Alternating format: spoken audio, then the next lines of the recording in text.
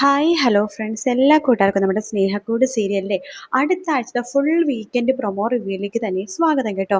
Channel ആദ്യമായിട്ടാണ് കാണുന്നുണ്ടെങ്കിൽ ഒന്ന് സബ്സ്ക്രൈബ് ചെയ്ത് ലൈക്ക് ചെയ്ത് സപ്പോർട്ട് ചെയ്യണേ. അങ്ങനെ അടുത്ത ആഴ്ചയാണെന്നുണ്ടെങ്കിൽ കാണിക്കുന്ന ഫസ്റ്റ് ഭാഗം എന്ന് പറഞ്ഞത് ഋതു അങ്ങനെ പൊട്ടിത്തെറിക്കുന്നുണ്ട്. ഇന്ദ്രൻ അങ്ങനെ പറയുന്നുണ്ട്, എൻ്റെ കുഞ്ഞിനെ തൊട്ട് പോരുതെന്നേ. ഓ, നിങ്ങൾ ഇവിടെ നിന്നിട്ട് വലിയ ആളൊന്നും കഴിക്കണ്ട, നിങ്ങൾക്ക് കയറി കിടക്കാൻ ഒരു പശുത്തൊഴുത്ത് പോലും ഇല്ലാത്തതുകൊണ്ടല്ലേ നിങ്ങൾ ഇവിടെ നിൽക്കണത്, അതുകൊണ്ടല്ലേ നിങ്ങൾ വലിയ നല്ലവനായിട്ട് അഭിനയിക്കണത് എന്നൊക്കെ പറയുമ്പോൾ, ഓഹോ, ഞാൻ നിന്റെ റൂമിൽ കിടന്നതുകൊണ്ടിട്ടായിരിക്കും നീ ഇങ്ങനെയൊക്കെ പറയണല്ലേ. അതെ, അതുകൊണ്ട് തന്നെയാണ് എന്ന് പറയുമ്പോൾ, ശരി, ഞാനിവിടുന്ന് പോയി തന്നോളാം എന്ന് പറഞ്ഞിട്ട് ഇന്ദ്രൻ മുകളിലേക്ക് പോകുന്ന ഭാഗത്തോടെയാണ് ഇന്നത്തെ എപ്പിസോഡ് തീരുന്നത്. അപ്പൊ ഇനി കാണിക്കാൻ പോണത് ഇന്ദ്രനെ അറിയാം എന്തായാലും സേതു അവിടെ നിന്ന് വിടില്ലെന്നും, അതുകൊണ്ട് തന്നെ ഇന്ദ്രൻ മുകളിലേക്ക് ധൈര്യത്തോടെ കയറി പോവുകയാണ് സാധനങ്ങളൊക്കെ എടുത്ത് അവിടെ നിന്ന് പോവാനായിട്ട് പോകുമ്പോഴേക്കും സേതു, വേണ്ട നീ പോവല്ലേ എന്നൊക്കെ പറയുമെന്ന് നന്നായിട്ട് അറിയാം. അതുകൊണ്ട് തന്നെ ഇന്ദ്രൻ ഇങ്ങനെ കാത്തിരിക്കുകയാണ് സേതുവിന്റെ വിളിക്ക് വേണ്ടി. സേതു ഇപ്പൊ വിളിക്കും, തന്നോട് പോകണ്ടെന്നൊക്കെ പറയുമല്ലോ, അപ്പൊ അതിനുവേണ്ടി ഇങ്ങനെ കാത്തിരിക്കാട്ടോ ഇന്ദ്രൻ. അങ്ങനെ സേതു അവിടേക്ക് വരുന്നുണ്ട്. ഇന്ദ്ര, നീ ഇപ്പൊ പോവരുത്, ഞാൻ അതിനു വേണ്ടിയാണ് കഷ്ടപ്പെട്ട് നിന്നെ ഇങ്ങോട്ടേക്ക് കൊണ്ടുവന്നത്. അല്ല, ഋതു പറയുന്നത് കേട്ടില്ലേ, ഋതു അങ്ങനെ പലതും പറയും, അത് കേൾക്കാൻ നീ ബാധ്യസ്ഥനാണ്. ആ രീതിയിലൊക്കെയാ നീ അവളെ ദ്രോഹിച്ചിട്ടുള്ളത്. ഒന്നും ഞാൻ പറഞ്ഞു തരേണ്ട ആവശ്യമില്ലല്ലോ. അല്ല, സേതു പറഞ്ഞതൊക്കെ ശരിയാ സേതു, പക്ഷേ അവളുടെ ആക്ഷേപം അത് സഹിക്കാവുന്നതിലപ്പുറമാണ്. എന്നെ എന്തിനും പറഞ്ഞോട്ടെ, പക്ഷെ ആ കുഞ്ഞിനെ അവള് അങ്ങനെയൊക്കെ ചെയ്തത് എനിക്ക് സഹിക്കാൻ പറ്റുന്നില്ല സേതു. നോക്ക്, എല്ലാത്തിനും കാരണം നീ തന്നെയാണ്. നീ അവളെ സ്നേഹിക്കുന്നില്ല, അവളെ ചതിച്ചു എന്നുള്ള തോന്നൽ കൊണ്ടല്ലേ അവൾക്ക് ഇങ്ങനത്തെ തീരുമാനമൊക്കെ എടുക്കേണ്ടി വന്നത്. അല്ലാതെ അവൾ ഒരിക്കലും ഇങ്ങനെ എടുക്കില്ലല്ലോ. കുഞ്ഞ് ഒരു 3 മാസം വരെ അവൾ എങ്ങനെയാ കെയർ ചെയ്തുകൊണ്ടിരുന്നത്. അതിനുശേഷമാണ് നീ ഒരു വൃത്തികെട്ടവനാണെന്ന് അവൾക്ക് മനസ്സിലായത്. പിന്നീടാണ് അവളുടെ സ്വഭാവത്തിലൊക്കെ ആകെ മാറ്റം സംഭവിച്ചത്. അപ്പൊ അങ്ങനെ നോക്കുകയാണെങ്കിൽ എല്ലാത്തിനും കാരണം നീ തന്നെയാണ്. അതുകൊണ്ട് നീ കുറച്ച് ക്ഷമിച്ചൊക്കെ പറ്റുള്ളൂ.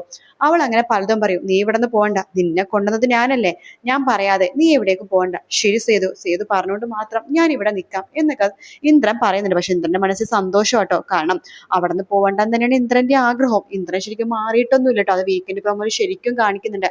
അയാളുടെ സ്വഭാവം മാറിയിട്ടൊന്നുമില്ല, അയാൾ ഇപ്പോഴും അഭിനയിച്ചുകൊണ്ടിരിക്കുകയാണ്. അങ്ങനെ 2 ദിവസം കഴിയുമ്പോഴേക്കും ഋതുവിനെ ഒന്ന് മയപ്പെടുത്താൻ വേണ്ടിയിട്ട് ഇന്ദ്രൻ ഒരുപാട് കളിപ്പാട്ടങ്ങൾ വാങ്ങിച്ചുകൊണ്ട് വരുന്നുണ്ട്. ഒരുപാട് കുട്ടി ഉടുപ്പുകൾ വാങ്ങിച്ചുകൊണ്ടിരുന്നു. കൂടെ പ്രതാപനും ഉണ്ട് കേട്ടോ. ഋതു എന്ന് പറഞ്ഞിട്ട് കുറെ കളിപ്പാട്ടം വാങ്ങിച്ചുകൊണ്ട് വരുവാണ്. അപ്പൊ ഇതെല്ലാം തന്നെ സേതുവും പല്ലവിയും കാണുന്നുണ്ട്, എല്ലാവരും കാണുന്നുണ്ട് കേട്ടോ. ഋതു, നോക്കിക്കേ, നമ്മുടെ കുഞ്ഞിന് വേണ്ടി ഞാൻ വാങ്ങിച്ചുകൊണ്ടതാണ്. ഓ, തുടങ്ങി അവന്റെ അടുത്ത അഭിനയം. ആർക്ക് വേണം നിന്റെ ഈ കുട്ടിയുടുപ്പ്, നിന്റെ കളിപ്പാട്ടമൊക്കെ? എന്റെ കുഞ്ഞ് കളിപ്പാട്ടവും കുട്ടിയുടുപ്പ് വാങ്ങിച്ചു കൊടുക്കാൻ ഇവിടെ സേതുവേട്ടനുണ്ട്, എന്റെ അമ്മയുണ്ട്, ബാക്കിയുള്ളവരെല്ലാം ഉണ്ട്. നിന്റെ ഒരു സ്നേഹ സമ്മാനവും എന്റെ കുഞ്ഞിനെ വേണ്ട. ഇന്ദ്രൻ പറയുന്നുണ്ട്, ഋതു, അത് എന്റെ കുഞ്ഞും കൂടിയല്ലേ, പിന്നെ നീ എന്തിനാ ഇങ്ങനെയൊക്കെ പറയണത്? ഞാൻ പിന്നെ എന്താ പറയണത്? മര്യാദക്ക് നിങ്ങൾ ഇവിടെ നിന്ന് ഇറങ്ങി പോകുന്നുണ്ടോ? നിങ്ങളുടെ ഒരു സമ്മാനം എന്ന് പറഞ്ഞിട്ട് ഋതു ആ കുട്ടിയുടുപ്പും കളിപ്പാട്ടും ഒക്കെ നിലത്തെറിഞ്ഞ് പൊട്ടിക്കുക കേട്ടോ. അത് കാണുമ്പോൾ സേതു അങ്ങോട്ടേക്ക് വരുന്നുണ്ട്. ഋതു, നീ എന്തൊക്കെയാ കാണിക്കണത് എന്ന് ചോദിക്കുമ്പോൾ ഇന്ദ്രൻ പറയുന്നുണ്ട്, കണ്ടില്ല സേതു, ഞാൻ എത്ര സ്നേഹത്തോടെയാണ് ഈ സമ്മാനങ്ങളൊക്കെ കുഞ്ഞിനെ വാങ്ങിച്ചുകൊണ്ടെന്ന് കൊടുത്തതെന്ന് അറിയാവോ? ഞാൻ ഇതുവരെ ഒരാൾക്ക് പോലും സമ്മാനങ്ങൾ വാങ്ങിച്ച് അങ്ങനെ കൊടുത്തിട്ടില്ല. ആദ്യമായിട്ടാ ഞാൻ എൻ്റെ കുഞ്ഞിന് വേണ്ടി സമ്മാനങ്ങളും ഈ കളിപ്പാട്ടങ്ങളൊക്കെ വാങ്ങിച്ചത്. പൈസ ഉണ്ടായിട്ടൊന്നും അല്ല, മിച്ചമുള്ള പൈസ എടുത്ത് വാങ്ങിച്ചതാണ്. പക്ഷെ ഇവൾക്കൊരു വിലയില്ല, എല്ലാം തട്ടിക്കളയാണ്. ഋതു, നോക്ക്, നിനക്ക് കുഞ്ഞിൽ എത്ര അവകാശമുണ്ടോ അത്ര അവകാശം തന്നെ ഇവനും ഉണ്ട്. അതുകൊണ്ട് നീ ഇങ്ങനെയൊന്നും പറയല്ലേ എന്നൊക്കെ പറയുമ്പോൾ, ഓ, എല്ലാവരും കൂടി എന്നെ ഭ്രാന്ത് പിടിപ്പിക്കും എന്നൊക്കെ പറഞ്ഞിട്ട് ഋതു മുകളിലേക്ക് പോവാണ്. പ്രതാപന്റെ കയ്യിലുള്ള കളിപ്പാട്ടങ്ങൾ ഋതു നിലത്തെറിഞ്ഞ് പൊട്ടിക്കുന്നു കേട്ടോ. അതിനുശേഷം ഇന്ദ്രൻ പ്രതാപനോട് തന്റെ രഹസ്യമായിട്ട് തന്റെ കാര്യങ്ങളൊക്കെ പറയാണ്. വേറൊന്നുമല്ല, ഈ കുടുംബം രണ്ടാക്കി മാറ്റുക, അതാണ് ഇന്ദ്രന്റെ ഉദ്ദേശം കേട്ടോ. അതിനുശേഷം ഇന്ദ്രൻ പുതിയ പ്ലാനുകൾ ഉണ്ടാക്കിക്കൊണ്ടിരിക്കുകയാണ്. വേറൊന്നല്ല, പൂർണിമയെ നമ്മുടെ ഋതുവിന് നേരെ തിരിക്കണം. അതായത് ഋതു ഒരു കുഞ്ഞിനെ അവോട്ട് ചെയ്യാൻ പോയ കാര്യവും കുഞ്ഞിനെ നശിപ്പിക്കാൻ പല വഴികളും ഋതു തേടുന്ന കാര്യങ്ങളൊക്കെ ഇന്ദ്രൻ തന്നെ പൂർണിമ അടുത്ത് പോയി പറയും. അപ്പൊ പൂർണിമ ഋതുവിനെ വഴക്ക് പറയുമല്ലോ, അങ്ങനെ ഋതുവും പൂർണിമയും തമ്മിൽ പ്രശ്നം ഉണ്ടാവുമല്ലോ. അതിനു വേണ്ടി ഇന്ദ്രൻ ഈ കാര്യങ്ങളൊക്കെ തന്നെ പൂർണിമ അടുത്ത് പറയാണ്. അത് കേൾക്കുമ്പോൾ പൂർണിമ തളർന്ന് വീഴാണ്. ശേഷം പൂർണിമ അവിടെ നിന്ന് എഴുന്നേൽക്കുന്നുണ്ട്. തന്റെ മോൾ അങ്ങനെ ചെയ്തിട്ടുണ്ടെങ്കിൽ താൻ അറിയണമല്ലോ. അതുകൊണ്ട് തന്നെ പൂർണിമ നേരെ ഋതുവിന്റെ അടുത്തേക്ക് പോവാണ്. ചോദിക്കുന്നുണ്ട്, ഋതു, കഴിഞ്ഞ ദിവസം നീ എവിടേക്കാ പോയത്? ഞാൻ എവിടെയും പോയൊന്നുമില്ല, നീ സത്യം പറയണം. നീ കുഞ്ഞിനെ കളയാൻ വേണ്ടി എങ്ങാനും പോയിരുന്നോ? അമ്മയടുത്ത് ഇത് ആരാ പറഞ്ഞത്? ആരെങ്കിലും പറഞ്ഞതാവട്ടെ, നീ പോയിരുന്നോ ഇല്ലയോ? ആ, പോയി, എനിക്കിത് വേണ്ട, അതിനെ കളയാൻ തന്നെയാണ് ഞാൻ പോയത് എന്ന് പറയുമ്പോൾ ഒറ്റ അടി വെച്ച് കൊടുക്കാണ് പൂർണിമ ഋതുയുടെ മുഖത്തേക്ക്.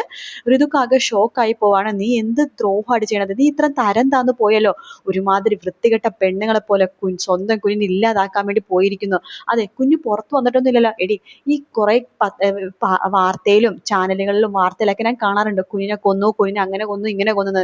എടി, അവരെക്കാളും തരം താന്നു നീ. അവരുടെ ഒപ്പം നിൽക്കണ പെണ്ണായി നീ. ദേ ഇനി അങ്ങനത്തെ വല്ല ഉദ്ദേശവും മനസ്സിലുണ്ടെങ്കിൽ ദേ ഈ വീട്ടിൽ നിന്ന് നീ പടിയിറങ്ങും. വീട്ടിൽ നിന്ന് മാത്രമല്ല ഈ പൂർണ്ണിമയുടെ മനസ്സിൽ നിന്നും കൂടി നീ പടിയിറങ്ങും. നിന്നെ പടിയടിച്ച് പിണ്ടം വെച്ചതായിട്ട് ഞാൻ പ്രഖ്യാപിക്കും. അതുകൊണ്ട് ആ കുഞ്ഞിന് നേരെ നിന്റെ ഒരു നിഴൽ വട്ടം പോലും വേണ്ടാത്തത് വീഴാൻ പാടില്ല എന്ന് പൂർണ്ണിമ പറയാണ്. അപ്പൊ ഇതൊക്കെ കേട്ട് ഇന്ദ്രൻ മനസ്സിലിങ്ങനെ ചിരിക്കണ്ട. ഹാവൂ, ഞാൻ വിചാരിച്ച പോലെ കാര്യങ്ങളൊക്കെ നടക്കണ്ട്. ഇങ്ങനെ തന്നെ പോട്ടെ പോട്ടെ, അവൾക്ക് കിട്ടണം, ഇതൊക്കെ കിട്ടണം, അവൾക്ക് കിട്ടേണ്ടത് കിട്ടണം. ഇപ്പൊ പൂർണ്ണിമയുടെ മനസ്സിൽ ഒരു സ്ഥാനം തനിക്ക് കിട്ടി എന്നൊക്കെ പറഞ്ഞിട്ട് ഇന്ദ്രൻ സന്തോഷത്തോടെ ഇരിക്കുകയാണ്. അങ്ങനെ ദിവസങ്ങൾ പതുക്കെ പതുക്കെ കടന്നു പോയിക്കൊണ്ടിരിക്കുകയാണ്. ഋതുവിന്റെ പ്രസവ ദിവസം വരുവാട്ടോ. പ്രസവ ദിവസം ഋതുവിന് പെട്ടെന്ന് ഒരു പെയിൻ വരുവാണ്. ആ സമയത്ത് അവിടെ ഹരിയും അതുപോലെ തന്നെ സേതുവും എല്ലാവരും ഉണ്ടായിരുന്നു. ഋതുവിനെ അപ്പൊ തന്നെ വണ്ടിയിലേക്ക് കയറ്റി അവര് ഹോസ്പിറ്റലിലേക്ക് കൊണ്ടുപോകണം. കൊണ്ടുപോയതിനു ശേഷം ഋതു പ്രസവിക്കുന്നുണ്ട് കേട്ടോ. പ്രസവിച്ചത് ഒരു ആൺകുഞ്ഞിനെയാണ്.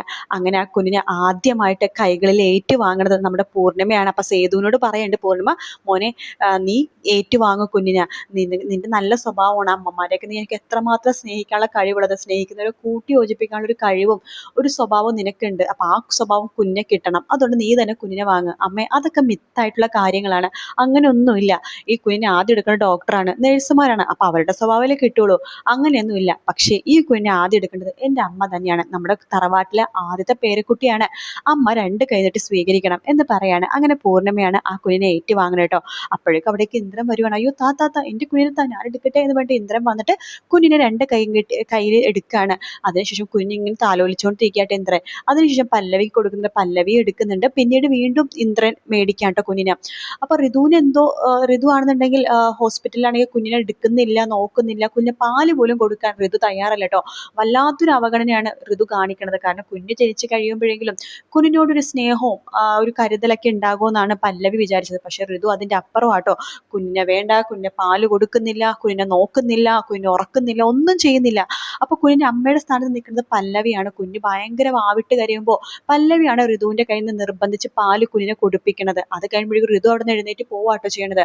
പിന്നീട് ആ കുഞ്ഞ് ഉറക്കമില്ലാതെ കരയുമ്പോഴും ഒരു അമ്മയുടെ ചൂട് കിട്ടി ഉറങ്ങണമെന്ന് ആഗ്രഹിക്കുന്ന ആ കുഞ്ഞു ആഗ്രഹിക്കുന്ന സമയത്തൊന്നും ഋതു ആ കുഞ്ഞിനെ തിരിഞ്ഞു പോലും നോക്കുന്നില്ല. പക്ഷെ പല്ലവി ആ കുഞ്ഞിന്റെ അമ്മയായി മാറാണ്. അങ്ങനെ ആ കുഞ്ഞിന്റെ 2 കൈകളിൽ എടുക്കാണ് പല്ലവി. ശേഷം തന്റെ നെഞ്ചോട് ചേർത്ത് പിടിച്ചിട്ട് പല്ലവി ആ കുഞ്ഞെ താരാട്ട് പാട്ടുപാടി ഉറക്കുവാണ്. അപ്പൊ ഇതൊക്കെ കാണുമ്പോൾ സേതുവിന് വല്ലാത്ത സന്തോഷവും തോന്നുന്നുണ്ട്, സങ്കടവും തോന്നുന്നുണ്ട്. കാരണം തന്റെ അനിയത്തി എന്തൊരു ക്രൂരതയാണ് കാണിക്കുന്നത് കുഞ്ഞിനോട്. ഒരു പിഞ്ചു കുഞ്ഞിനോട് ഇങ്ങനെയൊക്കെ കാണിക്കണം, എങ്ങനെ മനസ്സ് വരുന്നു എന്നൊക്കെ ആലോചിക്കുകയാണ് നമ്മുടെ സേതു കേട്ടോ.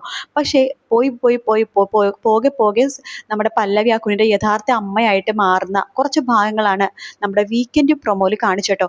ഹൈലൈറ്റ് എന്ന് പറയുന്നത് ഋതു പ്രസവിക്കണത് തന്നെയായിരുന്നു. പ്രസവിച്ച് കഴിഞ്ഞിട്ട് ഋതുവിനെ ശരിക്കും അങ്ങോട്ടൊന്നും കാണിച്ചൊന്നുമില്ല കേട്ടോ.